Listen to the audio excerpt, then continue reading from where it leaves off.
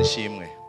Tugomba dusangira ijambo ry'Imana, umutwe w'ijambo uvuga ngo ufise ukwizera guteye gute. Ufise ukwizera guteye gute. Quel genre de foi as-tu? Apana kungana gute, ahubwo guteye gute, kumeze gute. Ufise ukwizera kumeze gute. Turasoma mu Baheburayo igice ca 11 umurongo wa 24 ushaka 29. Imbere yuko twinjira muri iki gisomwa, umutwe w'ijambo uvuga ngo ufise ukwizera guteye gute, kumeze gute. Badusomere igice cose, igice ca kuva ku 24 ushaka 27, ni mirongo mike gusa, imirongo ndwi.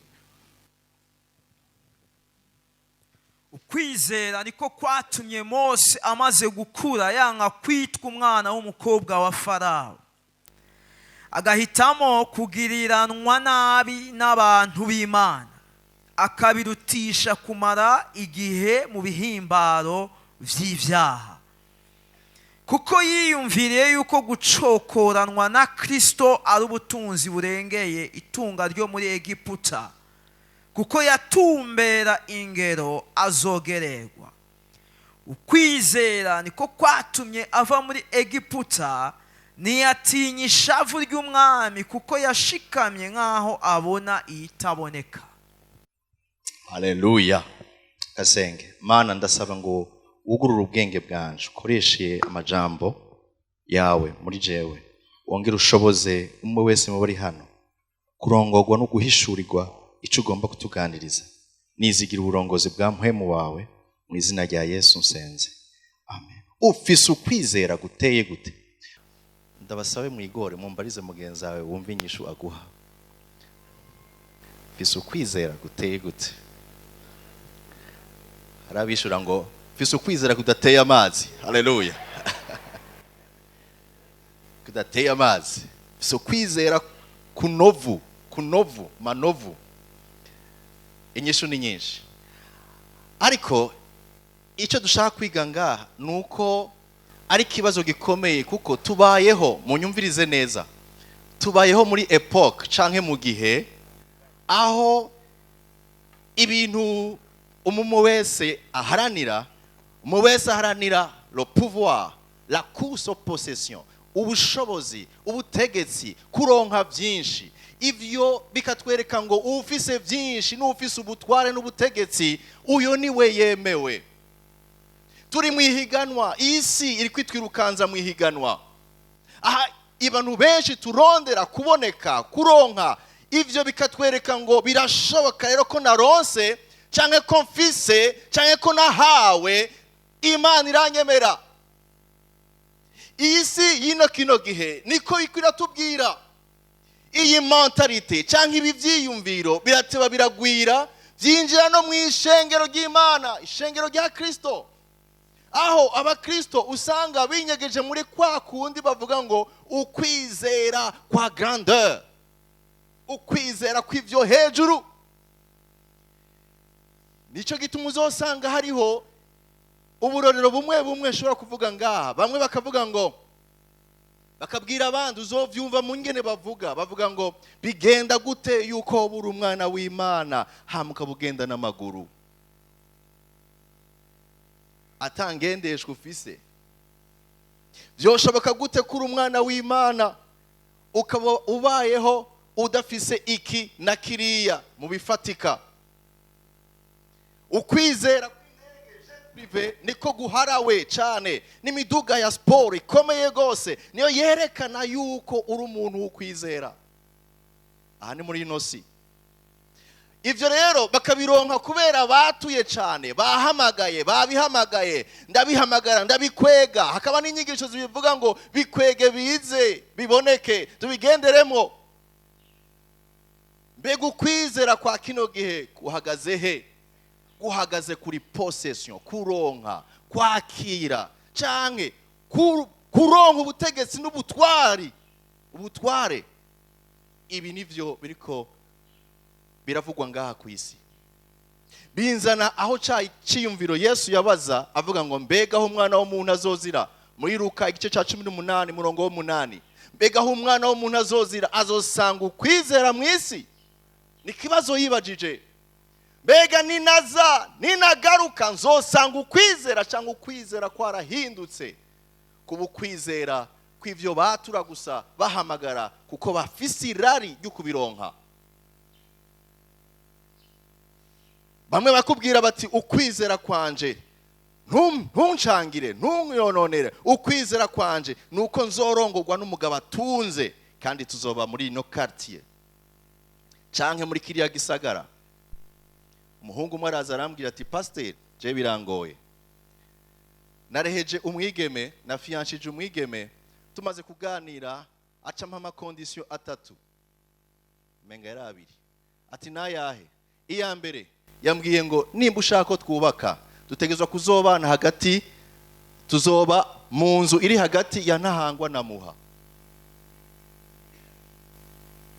Kindi naco, jewe sinzoba mu nzu ifise toilette iri hanze. Ati pastor, nanje uraza ubuzima mbayemo, sindabigenze gute? Ambwira nti uwo muntu suzuma neza nimba bishoboka ko mubana, kuko ni mwabana ivyo kintu mutabanje kugitomora neza, ukwizera kwanyu kudahagaze hamwe, kutari kumwe, ikizoba ni giki? Nuko muzoshikana mu rugo hama kubwira ati ukwizera kwanje kumbwira ngo sinakira abashitsi abari bo bose. Kindi gihe azokubwira ati ukwizera kwanje kumbwira ngo ntibikeneye ko ndakwishura. Sinzi ko mwumva aho ukwizera kwa bamwe n'ukwisi kuriko kuratujana. Ngira ikibazo cane, ngira ikibazo iyo niyumviriye ukwizera kwa kino gihe guhagaze ku bintu, guhagaze ku byo turonka, ariko gutandukanye n'ukwizera Bibiliya ishingira intahe mu Baheburayo. Mu Baheburayo umwanditsi w'Abaheburayo ariko aravuga babaye abahizi mu kwizera. Naho tubona yuko bari bafise indege ziguruka, naho batubwira amafarasi bari bafise, ariko batubwira ubucuti bari bafitaniye n'Imana. Nguko kwizera kutakivugwa kino gihe. Naho batubwira ibintu bihambaye byerekana ibintu bikayangana cyane bashitseko canke bafise, ariko batubwira ikindi kintu tuza kwiga uno munsi. Nguko kwizera utezwa kwiyumvirako. Yesu ati mbega umwana w'umuntu niyaza azosanga ukwizera authentique kukuri kukiri mu isi? Nico kibazo no munsi navyuse niyumvirako kandi nifuza kubasangiza. Icambere batubwiye gute? Nguko ukwizera tubona Bibiliya ishingira intahe mu Baheburayo umurongo wa 24, mumvirize. Umurongo wa 24. Kwizera niko kwatumye Mose amaze gukura yanka kwitwa umwana w'umukobwa wa Farawo. C'est par la foi que, devenu grand, Moïse refusa yanka d'être appelé fils de la fille de Pharaon. Ukwizera niko kwatumye Mose amaze gukura ngo agire iki? Yanka kwitwa umwana wa mukobwa wa Pharaon. Yaravyemerewe, yatowe akiri uruyoya, yabaye adopte, akurizwa muri palais kwa Pharaon. Yariye, yanyoye, yigishijwe na Pharaon. Yarakuze azi neza, mu bwenge bwiwe yarazi neza yuko azosubirira Pharaon. Kandi bavuga ko ari umuhanga akomeye, azi ubwenge, azi n'intambara. Biboneka neza ko yari ateguriwe guhinduka Pharaon. Image. Guhinduka Pharaon. Ariko naho yari ateguriwe guhinduka Pharaon, umugambi w'Imana sico wabona. Haleluya. Umugambi w'Imana sico wabona. Umugambi w'Imana wamubona nk'umuntu akomeye cyane azohagurusa ubwoko bw'Imana akabushikana mu gihugu cy'isezerano. Nico cyatumye ngo amaze gukura yanka. Musubire muri jambo kwanka. Okay, riratandukanye n'ijambo rya kino gihe kwakira byose, kwemera, gucakira. riratandukanye. Ariko uko kwizera mbona kumbwira ngo hari ukwizera kumpa guheba kwanka.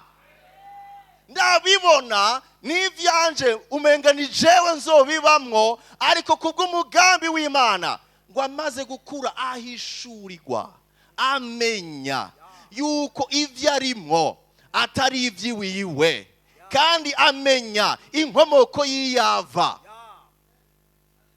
Ikintu cambere gikomeye dukeneye kugarukako, ushaka ucandike, nukumenya neza akaranga kawe, kumenya neza identite yawe. Nikyo kintu cambere mbona muno murongo Bibiliya iratubwira. Ukwizera kukubwira ngo naho wicaye mu bihinda biko bikujana mu muriro, naho wicaye mu bisayangana umugambi w'Imana nturimwo, naho wumva umenga bose bakoma amashi kuzoba igitangaza, Imana ntirimwo. None ukora iki? Ntushobora kurekura, ntushobora kwanka, ntushobora kurefuza utasobanukiwe akaranga kawe k'icuri.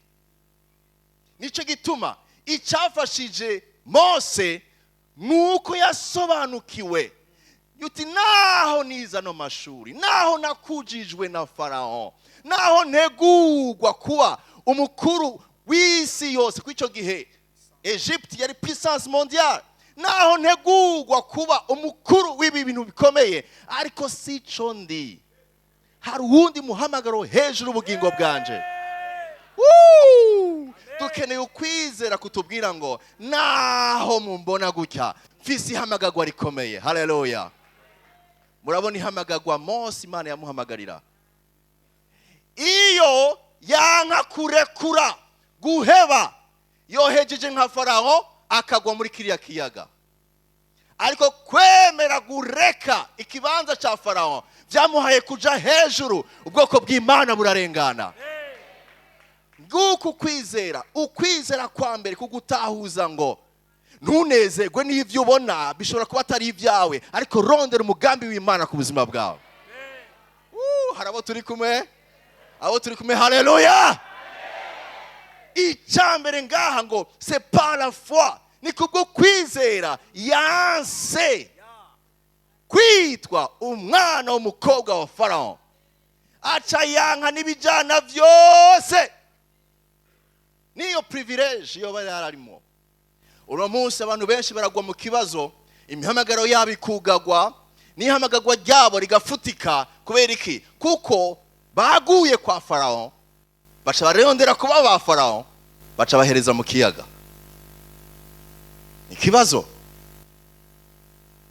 icoma tugahishurirwa umugambi urengeye uwo twiyumvira Imana ifise ku bugingo bw'umwe wese. Mbwira mugenzi wawe uti Imana yo guhishurira umugambi ukomeye ifise ku buzima bwawe. Ku intango ya vyose yishura kuri kino kibazo, qui suis-je? Ndinde. Intango y'ibintu vyose yishura kuri kino kibazo. Ukwizera kwa mbere kubanza gusobanurira inyishu y'iki kibazo. Iki kibazo ni ikihe? Qui suis-je? Ndinde. Nico gituma wihenze uriwe uravangatiranya n'ibintu byose birapfa, ariko umenye kuri umwana w'Imana. Haleluya. Namye nibuka umunsi tugira fiançailles, dutangura fiançailles na madamu wanje, hari ikintu twavuganye tuti imbere yuko tuba aba fiancé turabana b'Imana. Sinzi ko mwumva ico bivuga. Ikiza imbere si fiançailles, ikiza imbere nuko turabana b'Imana. Iyo umutahura kuri umwana w'Imana hari ivyo utajamo, kuko ntuvyemerewe, hari ivyo udakora. Ariko benshi bashize inyuma yuko ikaranga kabo ari abana b'ubwami bw'Imana, baca bisanga mu vyaha. Ivyo vyaha vyonona n'ihamagagwa n'umugisha Imana yateguye ku buzima bwabo. Nico gituma icambere nukusobanukirwa qui suis-je? Ndinde.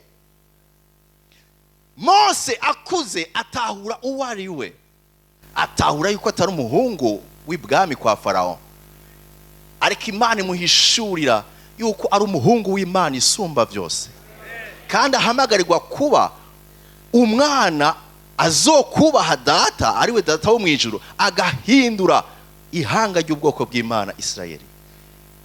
Hari umuhamagaro rero hejuru y'ubugingo bwawe, ariko ikiwubujije cyangwa ishobora kuwugurura, cya mbere no gutahura uwuriwe. Icya kabiri, utahuye uwuriwe, apana icya kabiri, iyo utahuye uwuriwe, icyo ukora ni giki? Hari ivyo ureka, hari ivyo urekura.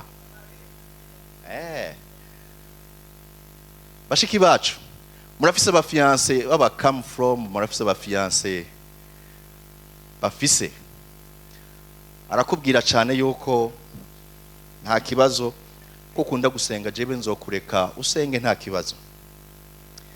Nawe warajanywe nago umera nk'uwasinziriye, ariko ndagusengera ngo amaso yawe yuguruke, utahure yuko ukubaho kwawe kutajanwa n'ivyo uronka, ahubwo ukeneye kumumenyesha neza uwuriwe. Hari abantu baba mu buzi, hari abantu baba muri fiançailles, ntiyigera avuga neza ko ari umwana w'Imana, ko yakijijwe, ko yahindutse, akabifukafuka, ivyo bikamujana mu byaha. Shira habona icuri bigutume uvuga uti ndahevye, iki sinkicamwo, ibi si ivyanje, ibi sindabibamo kuko sindavyemerewe, ibi si ivy'iwacu. Mbega ukwizera kwa kino gihe kuvuga iki? Kukubwira ngo ntuhusha akaryo, nibikujane, niwe waronse akaryo keza kukuronka, waronse akaryo ntuzugahoshe. Benshi bariko barafata akubita ngo nakaryo, ahubwo kagiye kubarya. Ni kibazo. Icambere, sobanukiguriwe, bigutahuze ko hari ivyo urekura kuko atari ivyaho.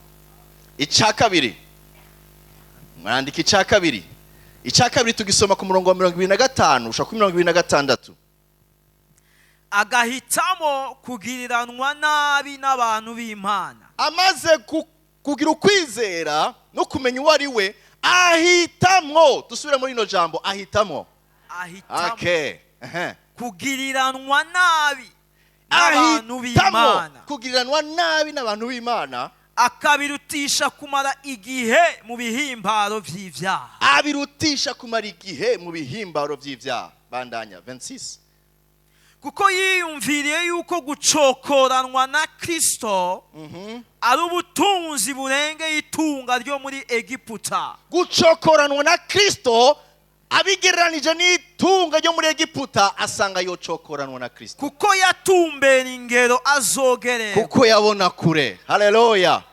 Hari ikintu ngano uvuga ca kabiri gikomeye, ni penser à des choix réfléchis en accord avec le plan de Dieu. Kwiyumvira, guhitamwo bijanye n'umugambi w'Imana.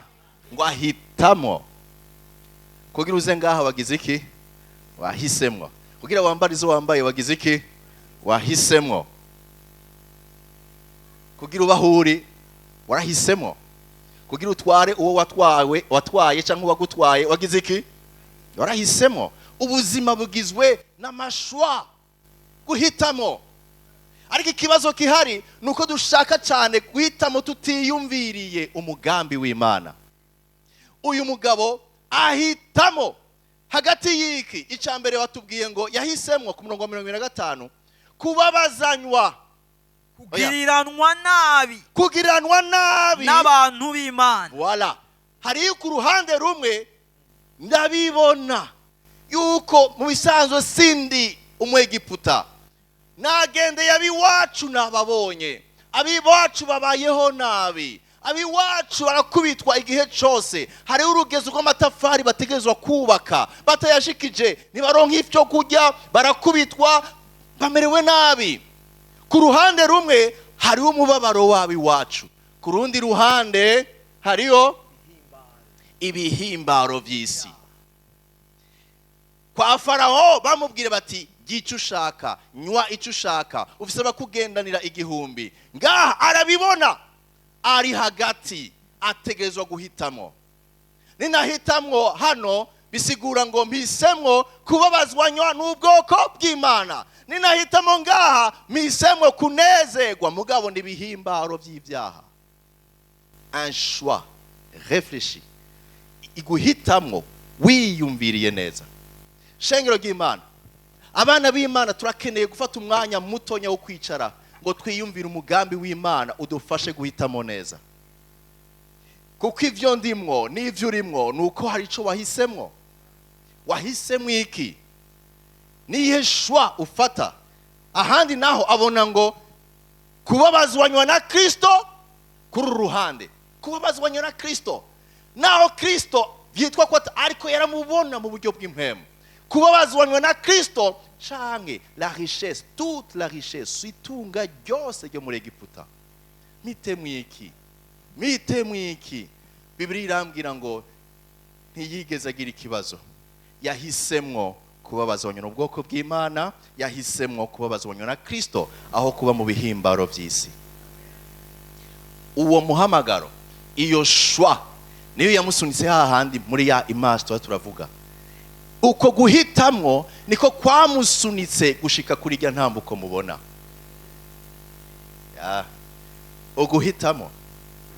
Uguhitamo kugira ngo nizere Kristo Yesu narahisemo. Kugira ngo aze mu bugingo bwanje nahisemo kwatura no kwemwemerera kwa ganza ubuzima bwanje. Narahisemo. No vyerekeye imihamagaro n'iherezo ry'umuhamagaro wawe hari uguhitamo. Uno munsi uri kuhitamo iki? Ukwizera kukujana he? Nimba uri mu kuwa kwizera twame turavuga kwa kino gihe kukubwira ngo nta karyo nikaguhushe, ntuhusha karyo. Ni occasion, ni opportunité. Urazi abariko barakubitwa hariya nawe wabaye umwana wa Farao. Guma ngaho nyene gushika uzoshike ku butegetsi. Ni washika ku butegetsi kumbura uzoraba ingene abiwanyu ubagarura canke ubitorera umuti. Mugabo nuko butegetsi ntari gushobora kubushikako. Kubera iki? Kuko Imana ntiyamubona kuba Farao, yamubona kuba ihanga, murongozi w'ihanga ryayo. Akanya gato Imana ikubona gute?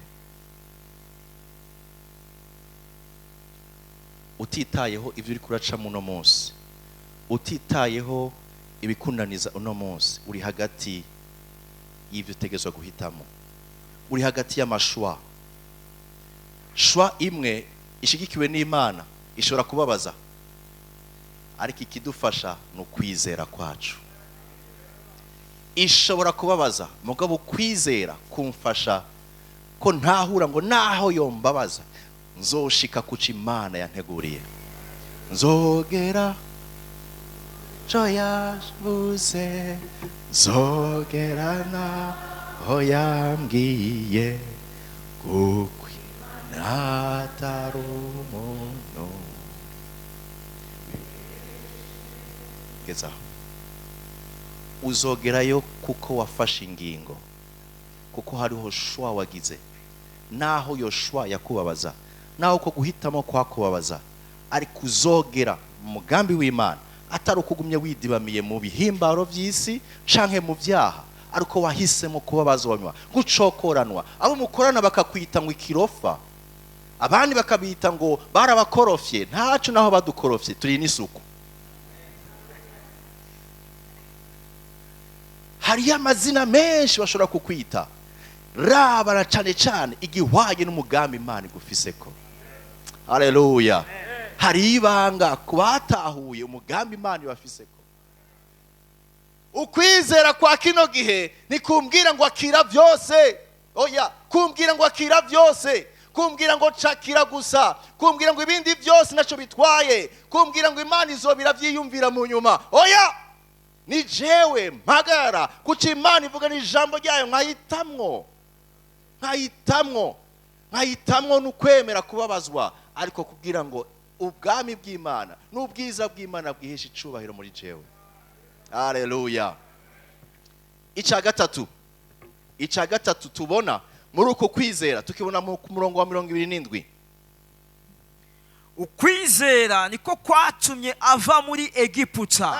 Iri jambo ngo ava niko kwatumye agira iki? ava muri Egiputa, muri Egiputa. ntiyatinya ishavu ry'umwami kuko yashikamye nk'aho abona iyitaboneka. Wow. Ibikere bine ngo byayi iruhande y'umwonga biriko vyota akazuba, ariko nyabikere bine birabona yuko hagiye kuza danger ishobora kubitera ikibazo, hanyuma bitatu vyiyumvira gusubira gusimba mu mazi. Nashaka kubabaza, hasigaye bingahe ku musozi? Bingahe? Kimwe. Sinzi ko mwumvise ibyo navuze.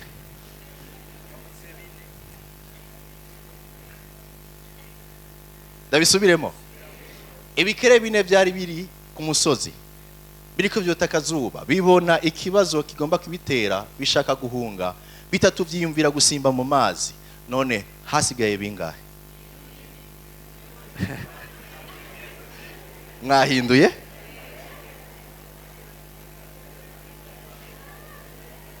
Benshi bari bishuye ngo kimwe, ariko hasigaye ku musozi ibikere bine.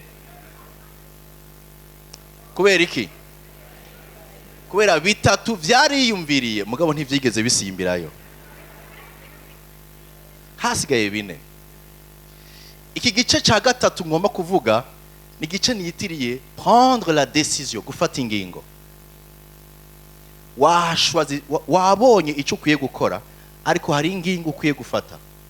Abantu benshi bisigara mu vyiyumviro, ariko inyuma yo kwiyumvira ukabona ico wari ukwiye gukora, Mose ngo agira iki? Ngo agira iki? Avayo. Munyumvire rino jambo yanafise n'ubushobozi mu Kirundi. Haleluya. Agira iki? Avayo. Il a pris la décision yo kuvayo. Yari gushobora kuvuga ngo nzoguma ngaha ndabe y'Imana ibijana. Nkuko hari abantu benshi bari mu bibanza bizwi neza yuko Imana yababwiye ngo vayo, bakiriko bariyumvira nka bya bikere bitatu, ariko danger ihitana vyose, kandi byari vyiyumviriye neza gusubira mu mazi, ariko ntivyigeze bisubira mu mazi. Bibiliya imbwira ngo umwana w'icangazi ngo amaze guheregwa no kubona ibintu abayemo, ngo aribwira mu mutima ati imuhiri wacu baguwe neza, n'abakozi barasesa imfungurwa. Atangura kwibwira ngo nzosubira iwacu ngende mbwire papa, ndamupfukamire nti ntibikwiye kunyakira nk'umwana, nyakira nk'umukozi. Byahereye mu vyiyumviro, ariko arafata ingingo, arahaguruka, aragenda atumbereye iwabo. Ntiyamenya yuko Imana imurindiranye, se wiwe murindiranye gishika. Uko niko turi igihe tudahisemo guhaguruka ngo dusubire muri wa mugambi Imana yaguhishurira neza kwikugombamo. Abenshi tuguma twicaye muri aho hantu twiyumvira, kubera iki ibintu nzobivamo ryari, ndazi ko atari vyiza, ibintu si vyiza, yamara Mana urankorera igitangaza, urabikora. Umuntu arambwira ati, Pastor, jewe intege nke zanje ndazizi kandi n'Imana irazizi. Isengesho ryanje nasenze nti jewe ujya muntu akaza icyo nsaba cyose ndakimuha, kiretse Mana umugumizeyo ntaze. Urumva uko kwizera? Nguyo ari ahantu ariko arumva amapa imirindi y'uwuje kumusaba ibintu azi ko ari ibyaha, ariko nabavuze ngo Mana urazi intege nke zanje kandi uranzi, akihenda kugurura nta kundi. Nguko kwizera ko abantu bazi ibyo bari bakwiye mugabo byabananiye gufata ingingo. Araguhamagara ukiruka, umutima warasahutse. Hari n'abandi iyo babonye ifaranga n'ubwenge butakara. Ni bande bahora batakaza akaranga muntu kuri banki?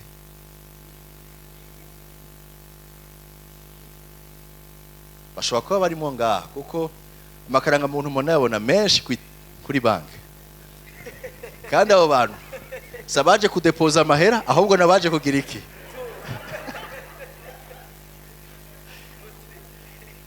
yaciye atakaza n'ikimwerekana yuko ari umuntu. Karanga umuntu yayisize basigara babaza bashira ku biyo ati wataye. Nzohora nsaba muri banki ni nyereka amafoto yabo bantu. Haho nshobora gusanga harimo abantu tuzinanye. Nibiki bituma utakaza umutwe aho wari ukwiye gufata ingingo zigaragara. Mose amaze kumenya ko ikibanza atari iciwe, akamenya kandi ko yahisemo kubabazanywa n'ubwoko bw'Imana no kubabazanywa na Kristo, yahisemo kuva muri Egiputa. Yahisemo kuva muri Egiputa. Sinumuvugishwa, ariko reka mvugishwe. Hari ahantu utegerezwa kuva. Ico kirisi kandi gishigikiwe n'Imana. Hari ahantu Imana yakuganirije irakwereka neza yuko ikibanza atari ico, n'ivyo urimwo nabo muri kumwe atari vyo, ariko wakumye urindira ngo Mana hari igitangazo uzokora. Igitangaza ni iki? Igufata iguterere muri Amerika, igufata abantu bose ibakureho usigare wenyene. Hariho ingingo utegerezwa gufata yo kuva mu kibanza wari urimo. Utavuyeyo, subiza ya image nguma ndayibagarukanira, utavuyeyo ntuzoshika kuri iki. No, ntibishoboka. Udahisemo kuvayo ntuzoshika kuri urugezo rwo gukoreshwa n'Imana ku rwego Imana bishoboka ko atanumwe yari bwigere abikora. Ntibikunda. Uzoga umusa n'abandi bose, uzobaho nk'abandi bose. Samson baramubaza ati ingufu zawe zirihe? Ati abaotora hari ingufu zanje, noca mbagoyigoyi nkasa n'abandi bose. Amaze kwerekana ari inkomezi ziwe akabagoyigoye agasa n'abandi bose, yaciye anokogwa amaso, abaho ubuzima bwo gucokogwa no gutwengwa. Niyo utahitamo hari ikibazo imbere yawe, ariko yarahisemo yo kuva muri Egiputa. Ndasenga Imana ngo iguhishurire kandi iguhe inkomezi zo guhaguruka no kuva mu kibanza wumva ko Imana itakugombamo. Mperaheze mu kuvuga ibintu bitatu byafashije Mose gushika kuri urwo rugezo. Tweje kuvuga ukwizera gutandukanye n'ukwizera kwa kino gihe ngo gumako ntuveko. Ukwizera kwa kino gihe kubwira ngo nako kajya gumako, ariko kwizera turiko turumva ko bahizi cyane cyane kwa Mose kwamubwira ngo rekura bihebe vayo kuko ari umugambi ukomeye ngo ufise ko. Haleluya. Ngibi ibintu bitatu. Icambere tukibona ku murongo wa 24, hari ibintu bitatu byamufashije Mose gushika kuri urwo rugezo. Kwizera niko kwatumye Mose amaze gukura. Gezaho agize iki? Amaze gukura. Icambere yaramaze gukura. Ugukura, ingingo zimwe abantu bazifata kuko bakira abana, kuko bashaka kubona ibisosa gusa, bashaka gukuyakuywa, bashaka kubemberezwa, bashaka ibiryoshe, bashaka guma bateruwe, bashaka ko baririmbira kugira basinzire, babacira imigani kugira ngo baryoherwe. Ibi nibigeragaza abana, ariko icyatumye Mose afata ingingo twumvise nuko yarakuze. Ugukura rero ntibikugwako. Ugukura n'urugendo. Ugukura hari icyo ukora kugira ngo ushike ku rugezo rwo gukura. Ni giki? Bibiri iratwereka neza yuko uko wiha Imana, uko usoma ijambo ryayo, uko unywana na bene data, ivyo biragukuza. Iyo ufise umutima urondera Imana urakura. Ugukura ni kugusanga mu gitanda, ugukura urakurondera. Ndafata nkavyuka nkasoma ijambo ry'Imana, nkumva icyo Imana inganiriza, nkongera nkasenga. sindabona ingene umuntu akura physiquement gutya naho woshiraga kamera ngo uraba abana bawe aho baryamye nimba barara barakura ntabyo uzobona ariko urababona bakuze. Umwana yanyanyibutsa ati papa uribuka yuko nigeze gukomereka ku ryinyo naje kukugumbira naje kukuyambira. Yaje kunyambira aca komereka ku ryinyo kubera iki? Umusipi wanje warungana niki n'iryinyo giwe nahari iryinyo. Azariruka aca kubita iryinyo ku musipi kuko niho yangana. Uno munsi yamabitwenga ati uno munsi iryinyo ryanje ryarahoneye mugabo uno munsi nta ryinyo rishobora kuhava. Kai nanje ndabibona ko yakuze. Iki kitwereka iki? Hari igitumukura. Naho utabibona gutya bizogaragara mu ngingo ufata. Bizogaragara mu buryo ubayeho. Bizogaragara ngene witwara. Ivyo nivyo bizokwerekana ati uyu muntu yarakuze. Kwa taja muri vyose, kwa tarondera ibimubembereza gusa, ariko kwa umuhizi ashaka kumenya icyo Imana igomba. Icambere rero twumvise camufashije nuko ngo amaze gukura. Amaze gukura. Acahitamwo kuva. Ahitamwo kurekura. Ahitamwo guheba. Igituma kigundiriye ko nuko kiri umwana. Ndasenga saba ngo Imana igufashe gukura kumenya uti ibi sivyo vyanje ariko hari ivyanje Imana indindiriyemo. Haleluya. Ica kabiri tukibona ku murongo wa 26 mwansomere. Ica kabiri camufashije ku murongo wa 26 kuko yiyumviriye yuko gucokoranwa na Kristo ari ubutunzi burengeye itunga ryo muri Egiputa. Kuko bandanya 26 kuko yiyumviriye yuko bandanya gucokoranwa na Kristo burengeye itunga ryo muri Egiputa ako gakurikira kuko yatumbera ingero azogererwa. Mu Gifaransa hambwira ngo il regardait plus loin. Il regardait plus loin vers la récompense. Yabona hehe kure ayimembo yiwe iri. Ngiki kidufasha gushobora kuba mu kwizera Imana itunezererwamo. Nuko tutaraba gusa ivyaha ariko tubona ihamagagwa ry'Imana kure. Haleluya. Turakeneye kubona kure aho Imana iduhamagarira. Turakeneye kuva mu byo hasi. Iyerekwa ry'inkoko iraba ibiraho gusa. Ariko agaca canke aigle inkukuma ibona kure. Turakeneye kubona aho Imana ishaka kutujana. Igituma tunigana nuko tuniganira mu bintu twabonye ngaha. Imana yo kugurura amaso yawe ikakumenyesha ivyo utari kurabona, ikakumenyesha ivyo ikubikiye, haba hano kwisi canke mu bugingo budashira. Hari ivyo utobukigwanira. Ega turi kumwe abo turi kumwe. Haleluya. Icamufashije yabonye kure, yaravye umubabaro arimwo ariko abona kure. Abona impembo y'Imana, abona ibwoko bw'Imana bubohoka, abona ikiyaga gitukura kicabuka, abona urutare ruvamwo amazi. Yabonye kure. Uno munsi uri kubona iki? No munsi uri kubona iki? Senga Imana ngo yugurure amaso yawe ubone kure. Bamwe baravuga ngo ndagowe, ndapfuye, ubuzima bwanje burahagaze, simoni ngene nzova muri no situation, simoni ngene ubukene bwa kino gihe nzobuvamo. Uguma ubona ibya kino gihe gusa, ariko ndasavye ngo amaso yawe yuguruke utangure kubona ibiri kure aho Imana iguhamagarira.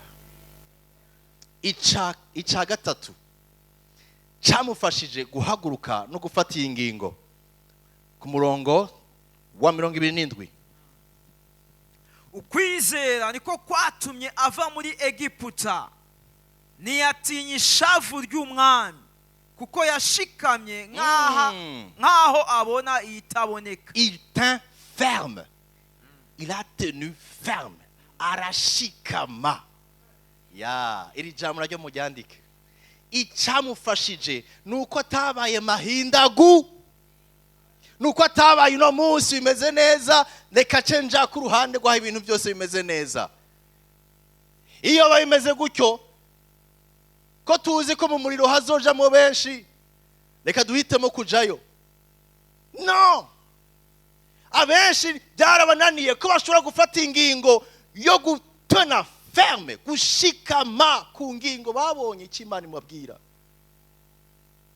Bamwe bahagaritse kandi bari bageze kwishugwa, bamwe batakaje ibyizigiro kandi inyishu yabo yari hafi. Bava mu mugambi w'Imana baja kwironderera, baja mu byaha, baja kunigana kugira ngo bashobore kuronka ingene babaho.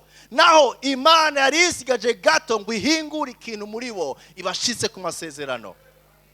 Tiens ferme, tiens ferme, tiens ferme, shikama, shikama. Hari icyo Imana yavuganye nawe, shikama. Hari aho Imana ishaka kukujana ariko ntavyubona neza, ariko uravyumva mu mpwemu, shikama. Hari kuzazanirwa autour de toi bakubwira ngo ntagishoboka, ariko wowe ugira iki? Shikama.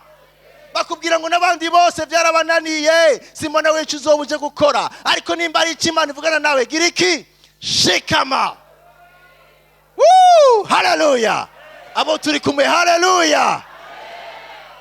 Ngo nzoshikama. Indirimbo mu ndirimbo ngo nzoshishikara, ngo nzokwizera gushika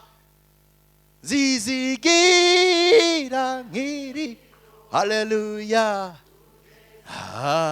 Azonjisha mukiri bachir jewe nzizigira Yesu.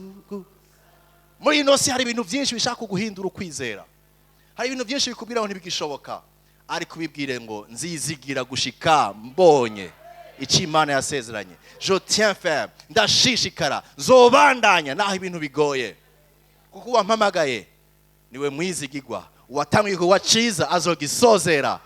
Twese hamwe, haleluya. Shengero ry'Imana, reka twiyumvire cya kibazo twabazwa uno munsi. Ufise ukwizera guteye gute? Ufise quel genre de foi as-tu?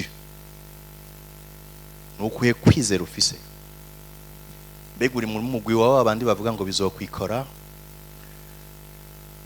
unakaryondonse ivyo byose nimba Imana ari Imana, ntegezwa nanje kuca ngendera muri biriya byo hejuru gusa, canke ndemera naho Imana igomba kuncisha naho hari ukubabaza wonya na Kristo. Mbega ndahita neza canke biherera mu vyiyumviro gusa? Ndafata ingingo yo kuba mu vy'Imana igomba? Mbega ibi bintu birashobora nanje kuzomfasha gukura, ndondere gukura, saba Imana impishurire kutabona ibiri hafi ariko mbone nibiri mu mugambi wayo uhishije muri yo. Mbega ndashobora gushikama no kubandanya naho ibimbuza gushikama ari byinshi? Ico kibazo nashaka ngo dusigarane, reka duce bugufi dusenga Imana.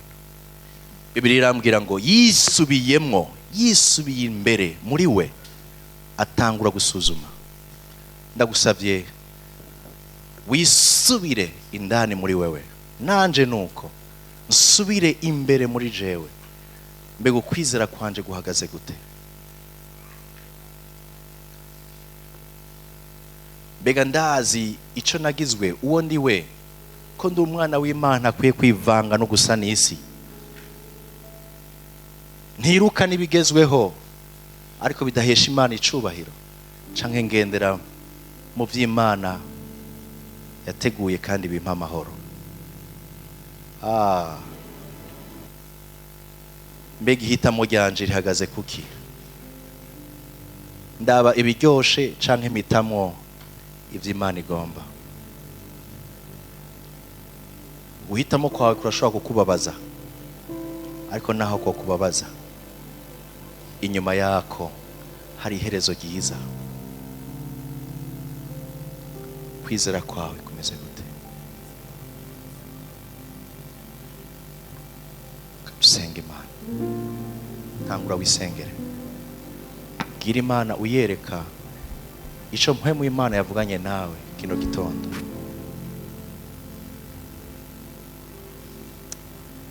Ariko hagati yaho birashoboka ko Imana imaze iminsi ikubwira yuko ukeneye guha ubugingo bwawe Kristo no gukizwa. Aka karyo ntugahushe. Dufise Imana yemeye kuva mu kibanza cyo mu ijuru aza yambara umubiri asa natwe, apfa ku musaraba kubw'ivyaha byawe. Uno munsi ari pray kuguharira no gutangura azero, ubuzima bwawe bugatangura azero, ukezwa ugaharigwa. Ariko hari ingingo utegerezwa gufata no kumwemerera kwaganza ubuzima bwawe, agaharira ivyaha byawe. Nimba wifuza guharigwa ivyaha no gutangura ubuzima hamwe na Kristo no kwakira agakiza, aho wicaye uduze urutoki, ndashaka gufasha gusenga.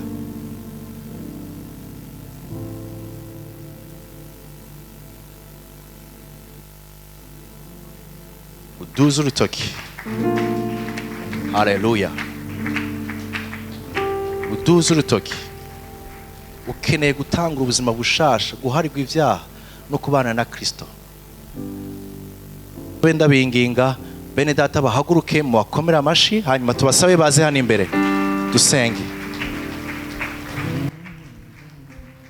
Karibu hano imbere, twashaka gufashanya amasengesho. Karibu hano imbere. Haleluya. Hari umunezero iyo umuntu ahisemo guha ubugingo bwiwe Kristo Yesu. Haleluya. Haleluya.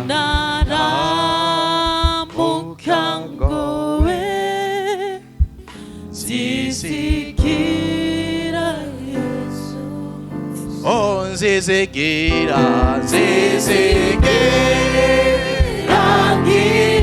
bravo sa, sherimoka, haleluya. Azochisha,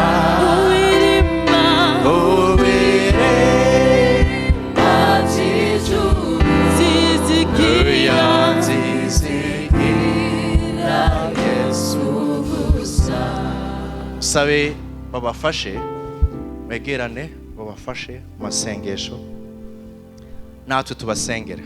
Mukozi w'Imana aragiye kubafasha, hanyuma natwe tubafashe gusenga. Ishengero duhaguruke tugiye gusenga Imana. Hari icyo Imana yavuganye nawe, mbega niyihe ngingo ugiye gufata? Ukwizera kwawe birashoboka mbeko guhinduka, nimba kwari guteye nabi cyangwa ufise ubwoko butari bwo, mbega birashoboka yuko kwizera guhagararana nka kumwe gushingirwa intahe muri Bibiliya n'abahizi bo kwizera, aho bemeye guheba, bemeye gusiga, bafashe ingingo zitoroshe, ariko Imana yabashikanye kwihamagagwa ryabo. Ndasaba ngo dusenge. Saba umukozi w'Imana Anakre aze hano adusengere, asengere ishengero bwa kino gikorwa.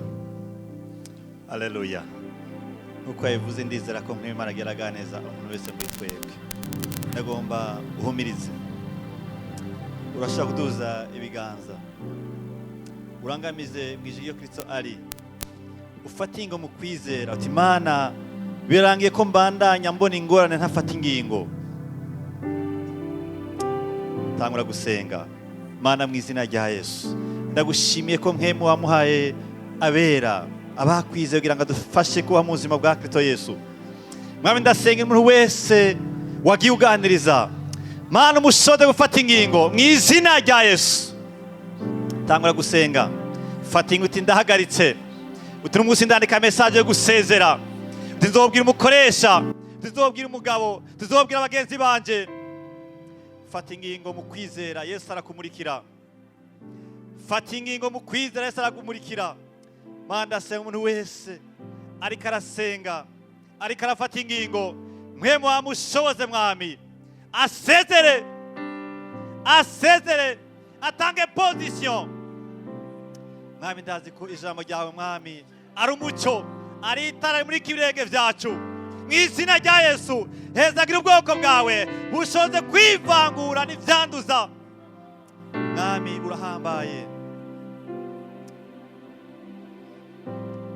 Vuga, fata ingingo mu izina rya Yesu. Wige kuri umwana w'Imana, uhamagare kubaha Imana mu ngeso nziza, uhamagare kwikorera, uhamagare kuba umunyu n'umuco. Wibuke ko wowe uri umwana w'Imana, igisagara cyawe ni Yerusalemu ho mu ijuru. Fata ingingo mu kwizera, Yesu aragufasha. Fata ingingo mu izina rya Yesu. Mana uri Imana yo kwizerwa. Mana umuntu wese ari hano mumurikire, umukomeze Mwami Yesu Kristo muri ino ngingo afashe. Mana umuhe gutambuka, umuhe kubandanya, umuhe kugumamwo, umuhe gutinyuka uruvugo, umuhe gutinyuka gukengerwa, umuhe Mwami kurinda inzara, umuhe Mwami kurinda kwambara ubusa, ariko izina ryawe ryubahwe mu ngiye agiye gufata. Mwami Yesu uri Imana yo kwizerwa. Ndagushimiye ko utumurikiye, ndagushimiye ko kugiye kutuba hafi, ndagushimiye ko mpemu wawe azodushoboza, ndagushimiye ko ijambo ryawe uri hafi yacu kugira ngo ridutere intege, ndagushimiye ko waduhaye Mwami batwitangiye imbere bakatubera akarorero keza abahizi mu kwizera.